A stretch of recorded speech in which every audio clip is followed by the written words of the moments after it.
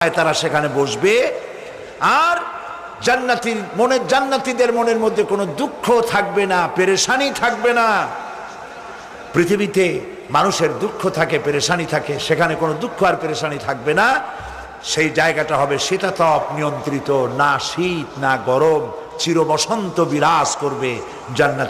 জান্নাতীরা সেখানে থাকবে। এই সুন্দর জান্নাত আল্লাহ পাক রেখেছেন মুত্তাকীদের জন্য। সুবহানাল্লাহ। কাফেরদের জন্য জান্নাত হবে, জাহান্নাম হবে চিরকাল। খালিদিনা ফিহা আবাদান, চিরকাল কাফেরেরা জাহান্নামে থাকবে। সর্বশেষ যে ব্যক্তি জাহান্নাম থেকে মুক্তি লাভ করবে